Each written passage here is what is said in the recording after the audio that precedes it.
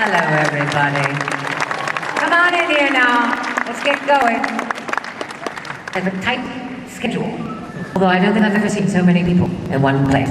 Are you all Canadian? Oh, mon Dieu, mon Dieu. How many Canadians in the room? I have to say this. First, I must tell you, it's the comedy of errors getting here. I didn't get into my bed until 4 o'clock this morning. Oh. I got to my gate at JFK, and they said I'd missed it by 1 minute. Oh. I'm usually very polite. I looked him right in the eye, and I said, surely you're joking. You don't want me to do something to you. He said, Madam, I'm going to have you removed. Oh. I said, no, I think I can beam you right up. It didn't work. We had to take a puddle jumper to Buffalo, and then some guy in a little rickety yellow taxi that had only one headlight, and he had 2 cigarettes. Are you guys going to Canada? You want to ride to Toronto? Stop, man, before. Then we finally got into Toronto. Don't you want to put a shirt on, darling? That man is naked.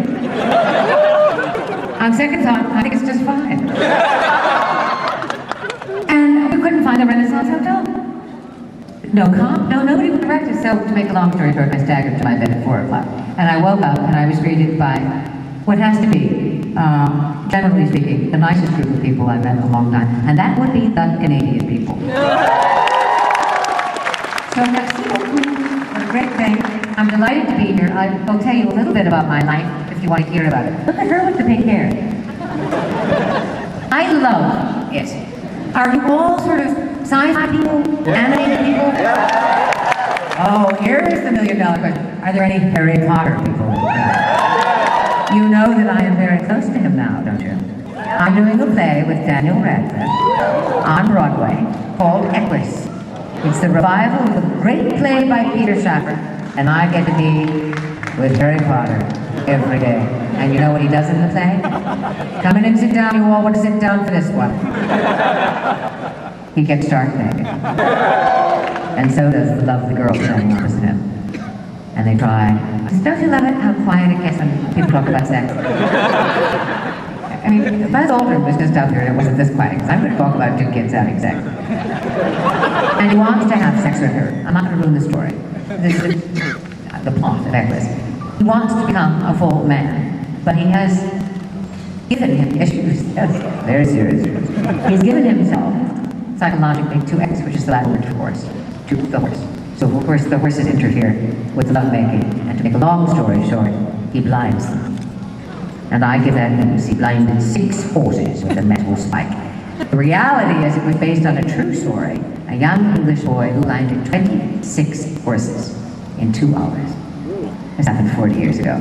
Thank God for playwrights. Anyway, I'm doing that play. We open on the 25th of September, and we run through next February. Please come. Come. And you want to know something great about Daniel Radcliffe, those of you who are huge Harry Potter? He transcends Harry Potter. This kid is a serious actor. It's a delight to be in the same room with him, because he's not only guileless, he's really serious. And he's going to be, I think, a very important actor. And I get to play opposite the eminent Richard Griffith, so it's all a great pleasure for me. What else is going on? Well, I think you all know this. It probably doesn't affect most of you, but in November we have a very serious day in the United States of America. How many Americans in the room? Are we talking about yes, we can? All right, Obama. That's why I won't talk about politics. I'm not allowed to. Obama.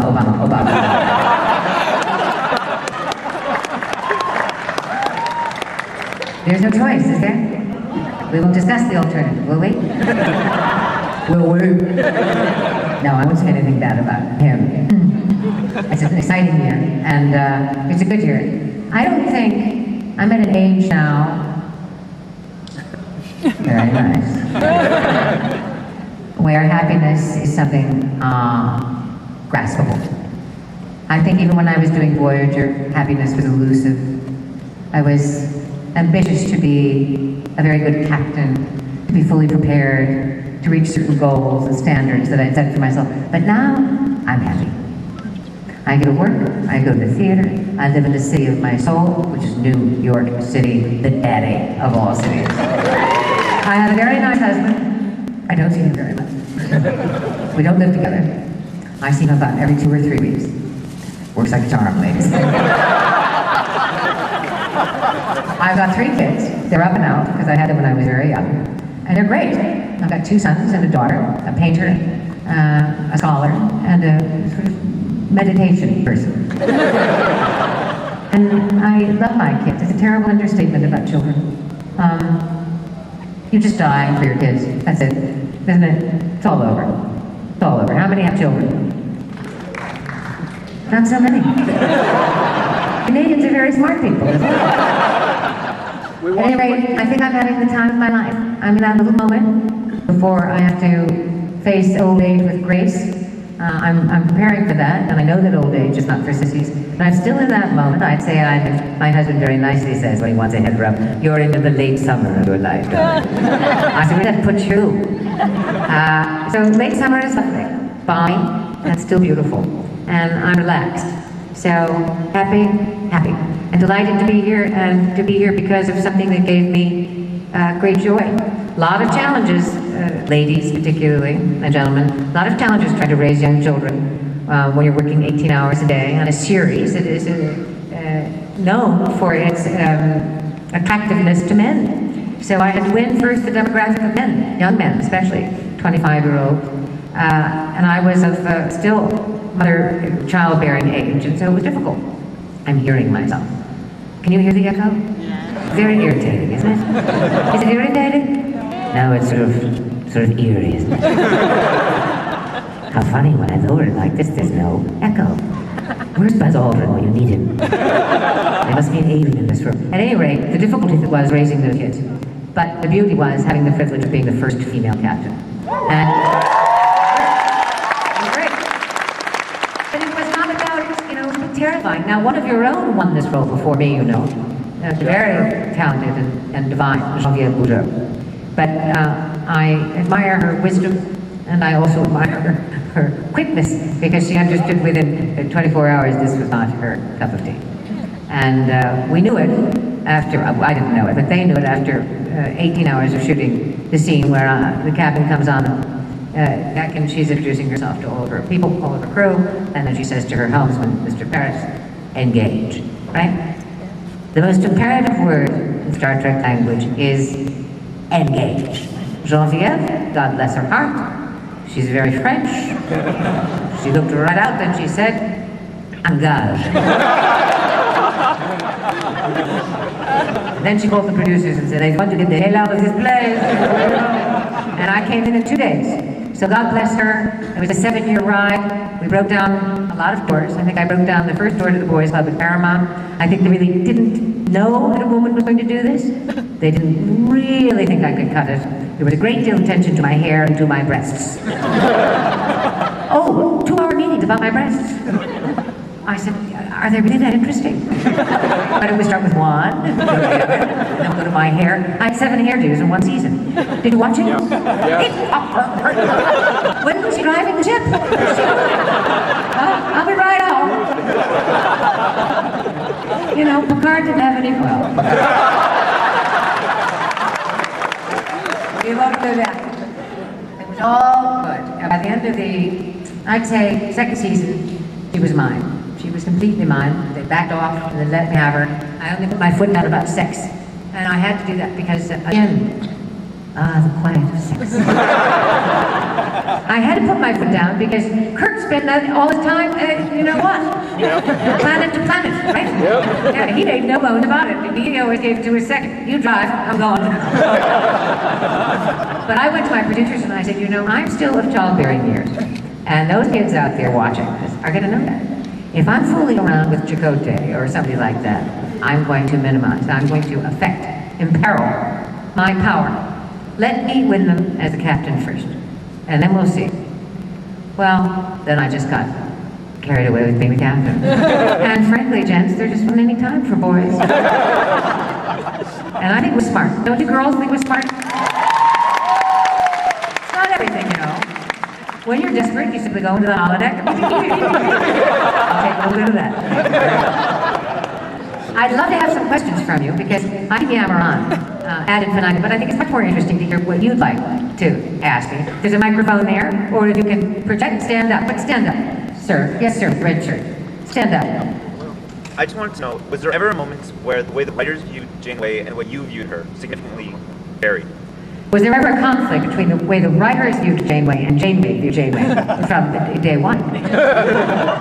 I saw her.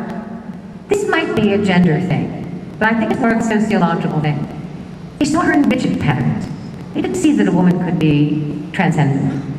That once you get past the thing of sex, there is in fact in place all of the mystery of any man. And I wanted very much her humanity to shine.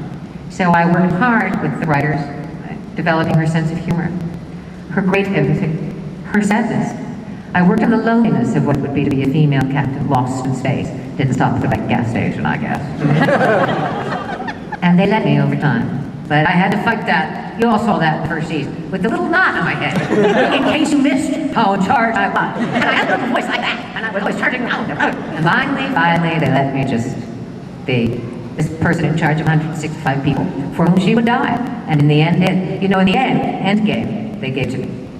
I said, I think I have to go down. I'm asking you to let me go down with my ship. Well, not both of you. What if there's a movie? I said, then let the Admiral go down.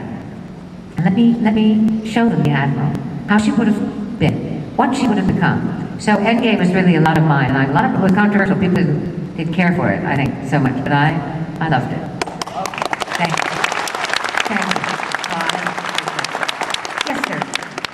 Welcome to Toronto. It's great to have you here. Thank you very much. I was wondering, Kate Blanchett did her take on Hepburn, and I'm wondering if her performance at all resonated with you. Did you find any similarities between her portrayal and your portrayal? Was it the same person ultimately at the end that came through? Good question. He's referring to my one-woman show, TFI, in which I played Katharine Hepburn at the age of 30 and Katharine Hepburn at the age of 80. And I played it over a period, I think, of about 3.5 years, for about 6 or 7 months in New York, and then I took it on tour. Your question has been posed before, sir, with no surprise, because Kate Blanchett is a very beautiful and extremely talented movie star, and that is the performance I think that she gave. To her infinite credit, she pulled out of her hat very brave and exceedingly unusual characterization. So I fault her not a bit, I admire her enormously. But I had weeks to work on my Hepburn, and I knew her, every nuance, every movement that she made. I knew everything she was doing, whenever she was doing it, how she was feeling, and how she loved it. And Blanchett didn't have time. She didn't have time when she was young, and she didn't have time when she was old. Does that answer your question? Next question. I really loved that, but it was exhausting. Exhausting. I feel like I'm telling tales out of school, but I don't mind now. I say I'm at an age where I tell the truth. I don't think Hepburn was a very happy person. So as I explored her, I got more and more into the very depths of her being, which were ambitious depths. She did not go gentle into that good night, ladies and gentlemen. No, she did not. And I'd like to, you know? So playing that night after night, you have to find the thing. Why would you stay with a man for 27 years? He was cruel to you, dismissive of you. Why would you? Why would you say actresses should never have children? We're too selfish. I don't believe it's true. Anyway, we're not going to talk about heaven anymore. Next. Yeah. I like asking this question whenever we're at conventions. Hold your microphone closer to you.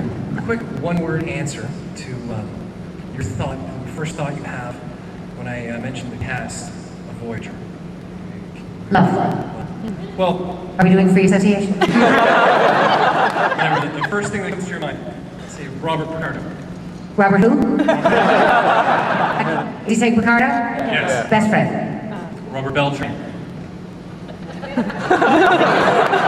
Reluctant. Doug Mineo. Adorable. Roxana Biggs. Who? I really can't hear you. Roxanne? Roxana Biggs. Oh, Roxanne Dawson. She hates to go by her married name. Lovely and very, very talented. Very ambitious girl. Terrific. I might need some audience participation here. I don't remember everyone's names. Garrett Wang. Garrett Wang. Johnny St. Phillips, my soul. Jerry Ryan. Good girl. She was up against a lot, including me. It could not have been fun for her to walk into that atmosphere. I know everybody wants to hear about her. Next to sex, everybody wants to know, what happened with you and Jerry Ryan? What happened was, I thought, foolishly, they'd let me try to win the day on the strength of my captaincy alone. That finally Paramount would step up to the plate in a way they didn't ask or beg for the stupidity of the young male demographic, meaning knockers and all that stuff. But I think that our numbers stayed on a level for the first 3 seasons, and they wanted them to go up. So they thought that sex would do it.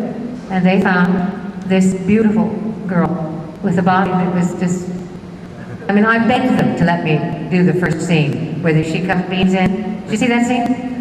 She beams in from the feet all the way up. I begged them to let me do the scene the way I think it should have been done, which it is.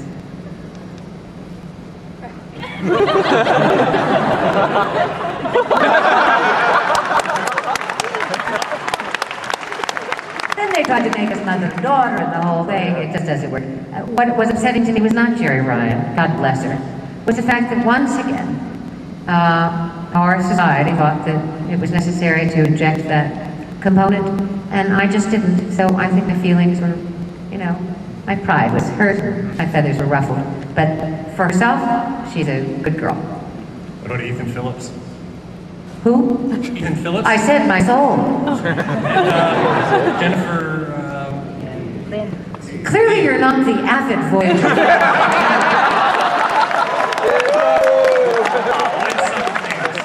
How?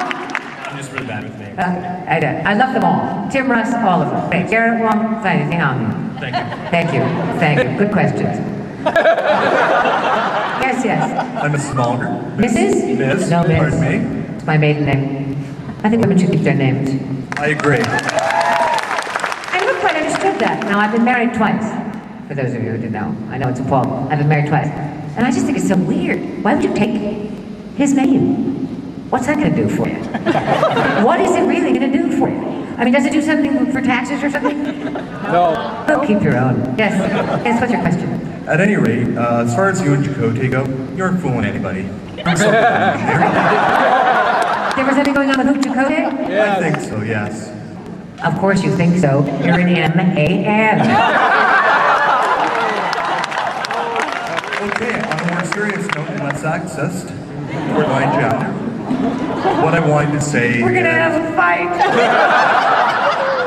What do you want to see? What? No, what I wanted to say is I was very happy and thank you for your portrayal as Captain Janeway. Thank you. Bringing a strong female character for men my age and young kids to realize that women weren't in the background but could be at the forefront and be strong and commanding.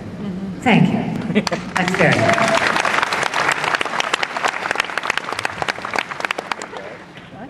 Hello, strange. Yes, hello. Again, thank you, because being a female captain is a very big deal. Go slowly, honey, because there's something about the mic that's a little... Okay. Find that dissonant or something. I will go slow.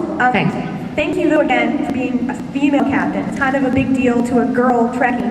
To have a female To have a female captain, I think. Were you surprised when you did Star Trek by how many women fans you ended up meeting? Because it's generally assumed to be male, kind of dominated. I thought you were going to say, were you surprised to find yourself a female captain? I'm sorry, now I have to ask you a question again. Was I surprised what, sweetie? Were you surprised by how many female fans there were, given the way people associate men with Star Trek? I was delighted. I'll tell you a story about the first season that you'll like to hear, I hope. Mrs. Clinton invited me to the White House, the first season, to speak to women in science. The foremost women scientists from our nation. And she collected about... how many? About 50 of them. And I was to speak at the Kennedy Center, and then we were going to go back to the White House and have a little reception. I must admit, Mrs. Clinton was absolutely gracious. The first thing she said to me was, Chelsea and I watch your show all the time. And I believed her. And then I met Bill, and I really believed her. Anyway, I worked on the speech that I was supposed to make, thinking, how can I possibly address these women, I mean, they're so erudite, they're so accomplished, they're really scientists. And I walked up to the podium, and Kennedy Center is a very imposing place, right? And I just looked out at these women, and I threw the papers away, and I said what was on my mind, which is, there's no reason on God's earth why I should be addressing you. I should be kneeling before you.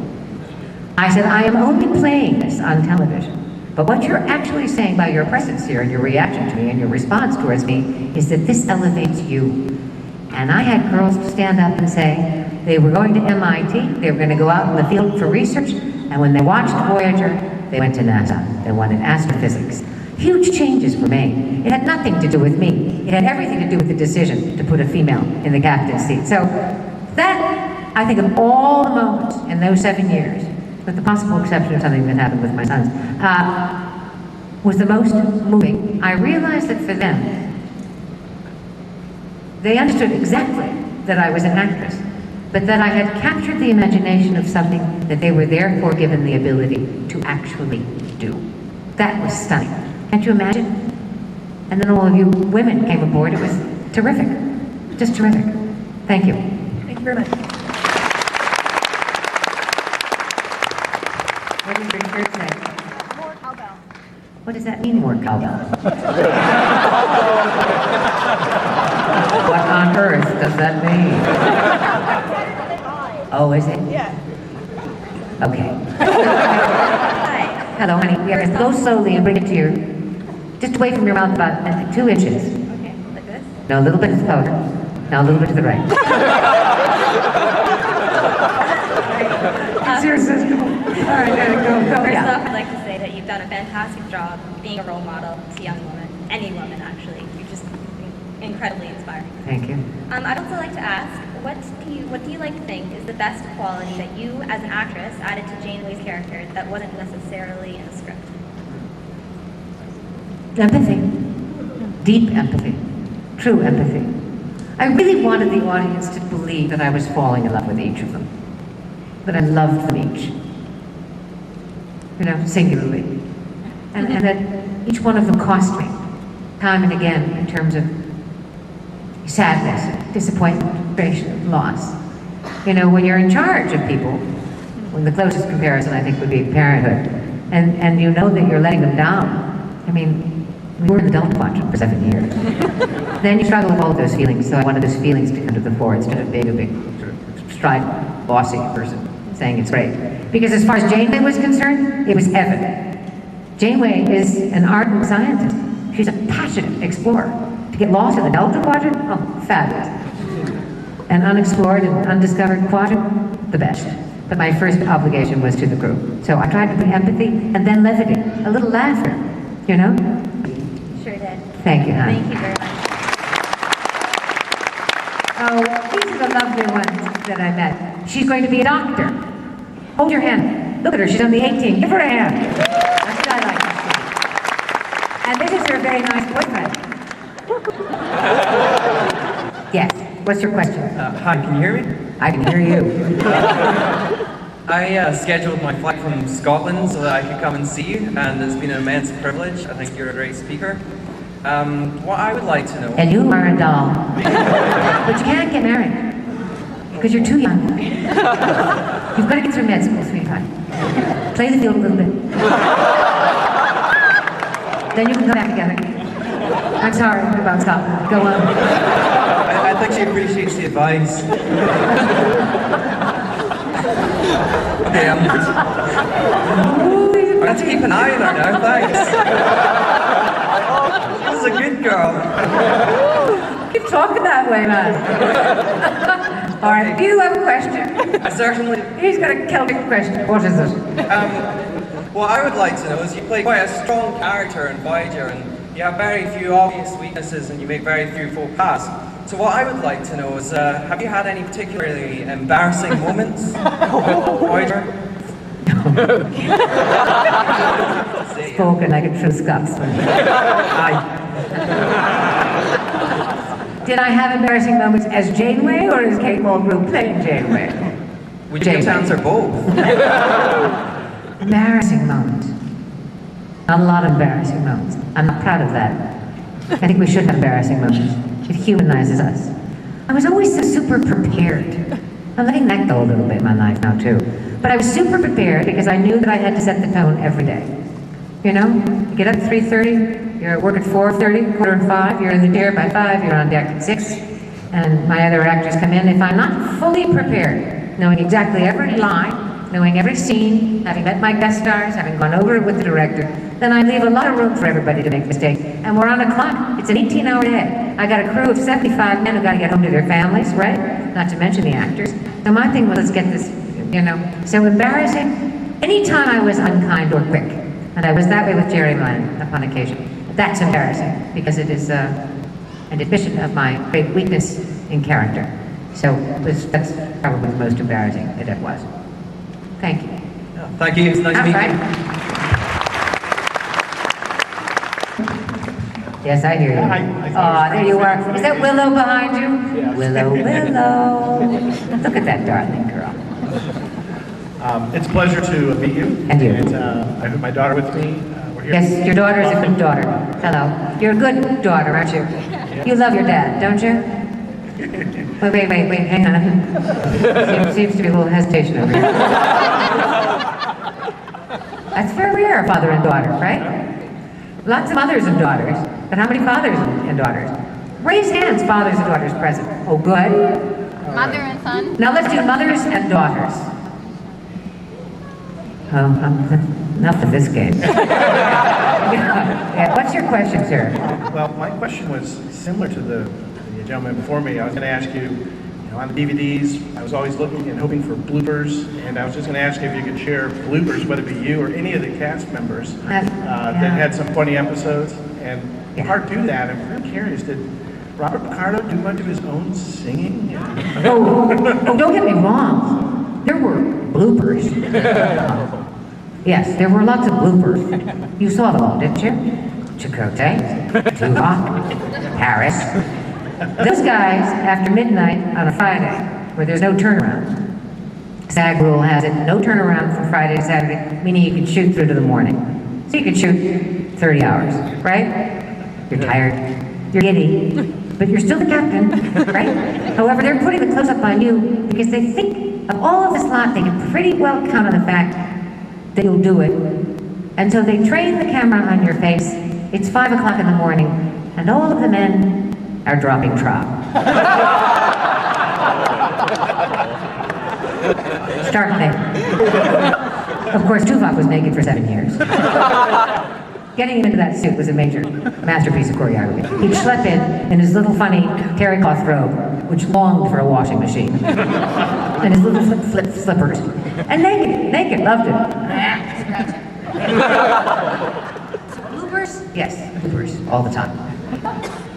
In closing, I'd want to say it was a pleasure doing the show. It has really bridged generations. And it's something I can share and watch my daughter, and it's been great. And that is wonderful. Marvelous. Thank you both. Thank you. There aren't a lot, I shouldn't say this. I'm sorry why that's coming out of my mouth. I think what I want to say is fathers are getting so much better with their daughters, aren't they? It's all changing now. My father was a tough guy, adored him, but tough Irishman, you know? I'm one of 8 kids, and I was cut the mustard to get the hell out. And now I see that there's real gentleness, tenderness. And fathers are not afraid to show their daughters that, you know, they love them so terribly. There's no crime in that, right? We're all gonna die. On that note, Willow, you have a long life ahead of you, my sweet girl. All right, go slowly and clearly. Did you like being Bride of Chaotica?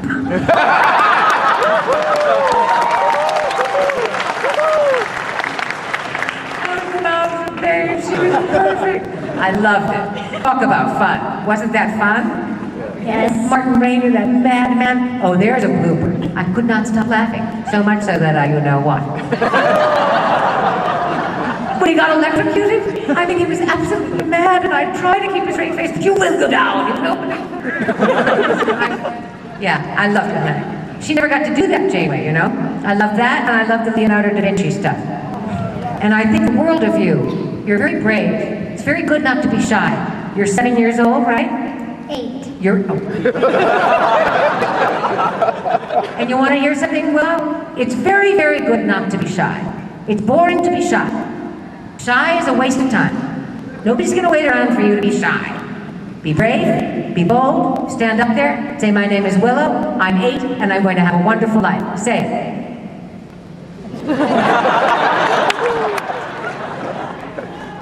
I'm Willow. I'm brave, I'm Willow, I'm 8, and I'm going to have a wonderful life. Yes! Thank you, sweetheart. Thank you. Microphone to the next person. That's good, huh? She's good. She's got a good mother. Yeah, good mother. See that, the attention to detail of the mother? Yes, yes, ma'am. Oh, you're very nice. We had some words, didn't we? We did. Yes. And I would like to say that any woman would be fortunate to be as beautiful as you in late summer. What did she say in the end? What? In late summer. Aw. Did I say late summer? Any summer. Indian, now she's going for detail. Indian summer, thank you, thank you. My question is there any role or any particular type of role that you would jump at the chance to play? Chekhov, Renevskaya, yeah, the seagull. I would love to play any Chekhov, but Renevskaya, yes, I would. Thank you. And the Scottish play too. We don't say it out loud, but she's good, isn't she? And I don't think she's on the nose. What does the English say? I don't think she's squee. I think she's very complicated, Lady M. As all interesting women are. It's never just one thing or the other. It's complicated. Complicated. Indian summer. You're a lovely lady. Thank you very much. Good luck. Yes. I'd just like to say that speaking as a single mother, you inspired myself and then eventually my son to see women as strong, independent, able to do anything that a man can do, and especially as a single mother raising a son. Hard, huh? You know what? You got me through college. I took a course that was almost all male, and my sister and I would watch you every night. Where was the baby? Asleep. How old were you when you had your baby? I was pretty young. How? 17. And you kept your baby? Yes, I did. And he's 12 years old now, and he's beautiful. And you did it yourself? I had help from my mom, but yes, I was with my son myself, yes. But I just wanted to say how absolutely inspiring you were and how much you meant to... If I helped you in any way... You have no idea how much. As a young girl, at 17 you're a baby yourself.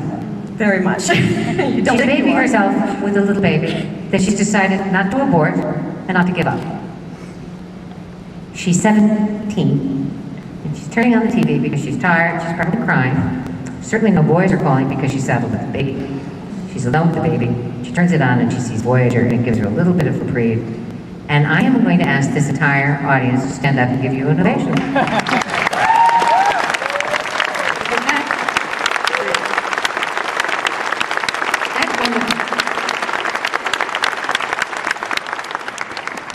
Thank you, everybody. That honestly should have been for you because, like I said, I'm wasting time here, I'm sorry, but you are seriously my idol, and you blew my mind, and you gave me the strength to go into a course every day where there were so many men, and raise my son and show him that just because you're a strong woman does not mean and there's anything wrong with you. And he loves the show just as much as I do.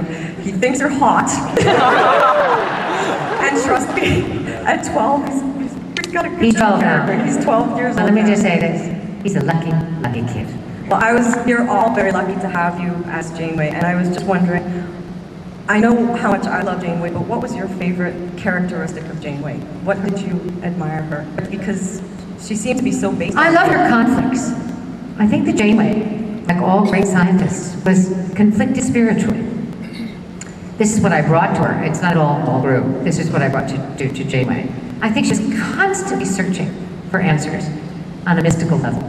Because, you know, if you've met or talked to any scientists at all, you'll find that they can be often rather rigid in their opinions and quite certain about them. especially, unfortunately, physicists, because it is a physical world. Leaving, from their point of view, no room for the mystical, no room for the unanswerable, the imponderables. And I wanted Janeway, over the period of 7 years, to begin to ask the big questions of herself. What is it beyond all of this? Why do I love? What does it mean that I want to have this species communicate with this other species? I mean, I wanted to ask a profound question, so I hope that I realized some of that. That is amazing, and you succeeded brilliantly. Thank you. So Good luck much. to you. Thank you so Thank much. you.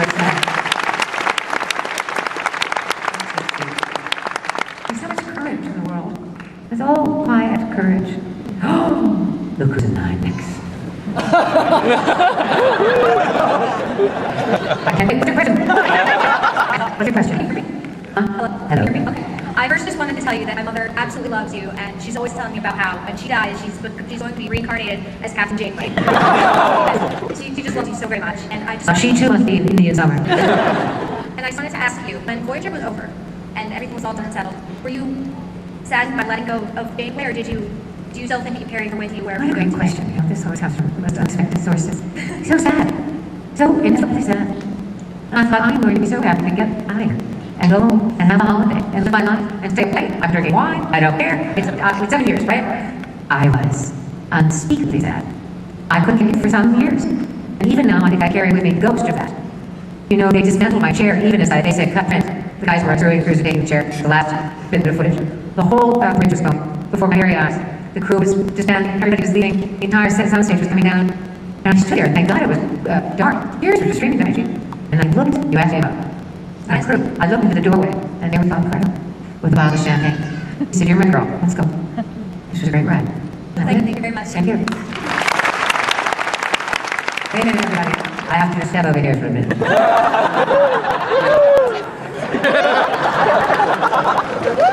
Well done. What is your question? When Lord Belcher was here last year, he talked about he abandoned Voyager towards the end and just kind of want to get it over and done with so they could start work on their baby Enterprise. And I was wondering if you shared his feelings that they kind of shortchanged Voyager and really wanted to be done with it to move on. I think from Robert's point of view, they possibly shortchanged his character. And I think that that is fair because he's a really wonderful actor. And I think that they couldn't find the right path for Chakotay once it was determined that we're not going to have a love affair. And that was my choice. It was difficult to find what to do with the second in command. So I think that it was very frustrating for an actor of his stripe. But I've never personally, for 1 second, felt shortchanged as Janeway. And I think to the bitter end, they were excellent. And I think they were not thinking about the baby or whatever it was. The baby didn't grow up, did it?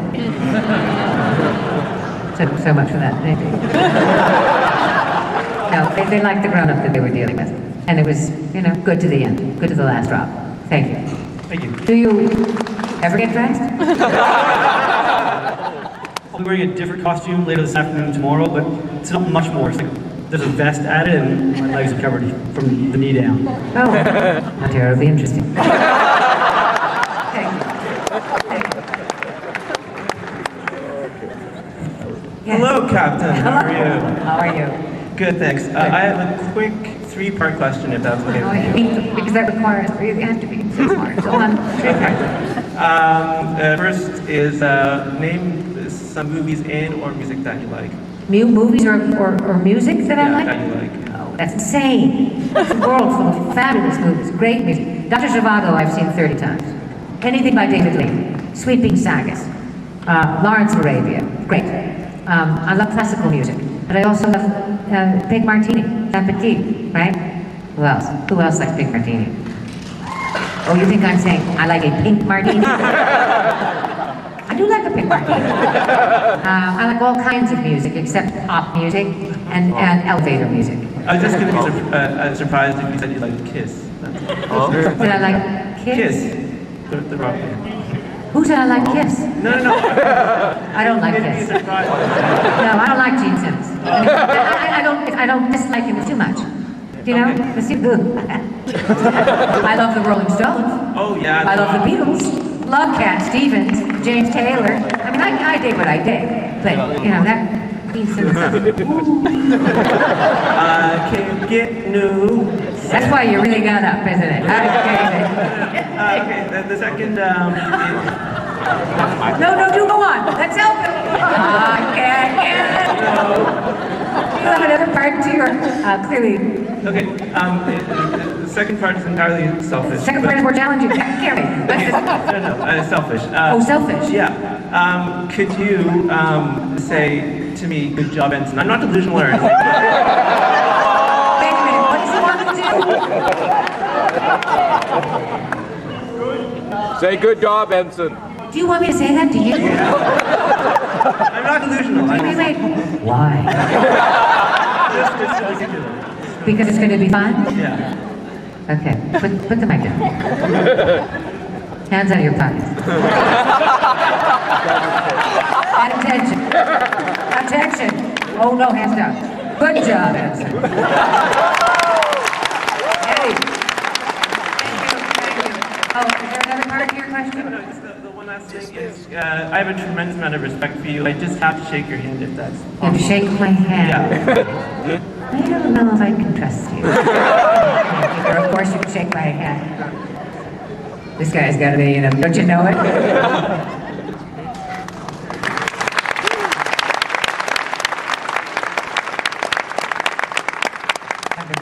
Huh? Yeah, I love people. Yes. First of all, out there, spot out, I say.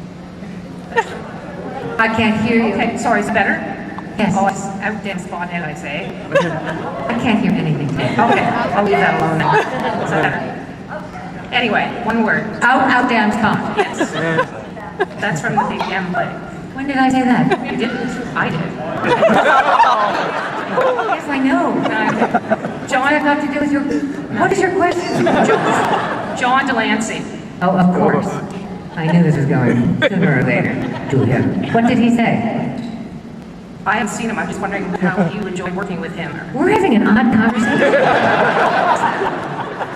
But that's because I took so many planes last night. I think so, don't you? I went on the hopper and late, and I adore John Delancey. John Delancey is the only man in my life. Is he the only man? I'm serious thinking. Is the only man in my life, with the possible exception of Danny Davis, with whom I will talk on the phone for more than an hour at a stretch and find myself absolutely riveted and amused. You know, he's completely irreverent. He doesn't have a respectful bone in his body. If he can trash it, he'll trash it. And once we did our bathtub scene, all hell just broke. Love his wife. You know, the problem with John is that he's a genius. Did you know that John Delancey's a genius? Yep. He's a genius. His wife Marnie is a genius, an opera singer. His son Keegan is a genius. And people who are geniuses are not normal. And I adore him. Adore him. Any chance of a Voyager movie? Hope springs eternal. You know, they talk about saturation, and they talk about this, about Star Trek, they talk about that. How long has it been going on, ladies and gentlemen? How many years now? Of course there's a chance there will be a Voyager movie. Probably not this year because we're economically not doing so well, but right in. Right? Yeah, right. Let's do one. Thank you very much. This will be a love story. Thank you. A love story, and I want that naked man. And that other one. Yes. Oh, it's you. What are you saying? It's over? I'm unfortunately the bearer of bad news. You are? Ms. Mulgrew has a tight schedule, but I'm out of that. Why is my schedule so tight? I like to put him on the spot. Why? What's next? Food. I don't really need food. Somebody else in the room? Does somebody else in the room need food? Listen, oh Canada, you guys are just great. You really are. We're a wonderful audience. I'm having a great day. I came exhausted and now I'm revived because of you. Thank you very much.